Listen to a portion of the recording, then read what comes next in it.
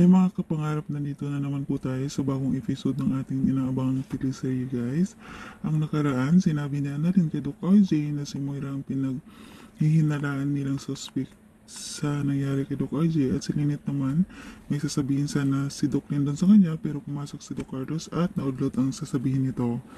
Lumabas si Doc Lindon pero sinundan siya ni Doc Carlos, takot yata na malaman ni Lynette ang kanyang kasinungalingan.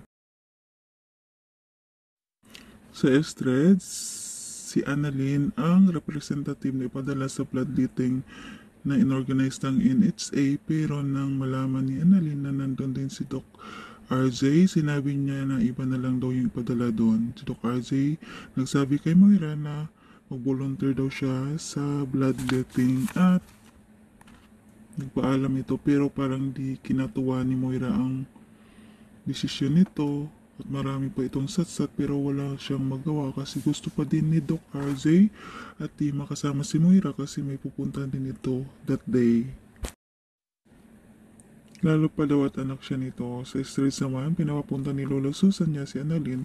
Kailangan daw matigas at manhid ang puso nito. Ito naman si Lynette, nagtatanong kay Doc Carlos at sinabi nito na hindi siya maniniwala kay Doc Lindon kasi morphine addict daw ito kahit ano pang sabihin nito sa kanya. Sa stress, pinuntahan talaga ni Zoe si Doc Lindon. Panay pa din tawag nito pero di pinapansin ni Doc Lindon at hindi sinasagot.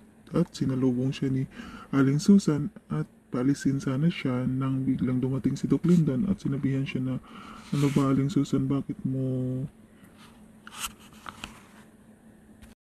At sinabihan si Aling Susan na huwag daw bastusin ang bisita niya kasi pinapaalis kasi ni Aling Susan si Zoe. At nang dalawa na lang sila, tinanong siya ni Zoe kung bakit binablockmail nito ang kanyang ama. Samantala si Ma'am Giselle at Lynette nag-uusap tungkol pa din kay Doc Lindon. At ito naman si Doc Carlos, nakita ni si Zoe but doon daw siya pumunta. And then sa office si Lynette may pinapirmahan ng secretary ni Dr. Carlos at nagsabi na di matuloy ang pagsampa ng kaso kay Doc Lindon, kaya dali-dali si Lynette para puntahan si Doc Carlos at tamang kausap niya si Zoe.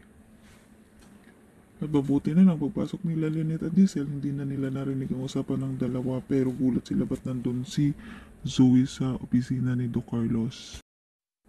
Ito naman si Annalyn nagtanong kay Tito Michael niya tungkol sa cellphone at pinapaayos daw ito ni Diyosa doon sa kaibigan niya at alam niya kung saan kaya puntahan daw nilang dalawa. At ito naman si Doc Carlos at Zoe nagsisinungaling para makalusot pero sinundan siya ni Giselle kasi din naman ito naniniwala sa mga palusot nitong kasinungalingan. Samantala pinuntahan nila Annalyn at Michael ang shop at doon pa din lahat ng files at natutuwa si Annalyn. Naku, abangan natin ang mga susunod na kabanata guys. Thank you so much for watching. Please don't forget to like, subscribe, and press the bell button for you to notify on my next video. Thank you so much. Mwah.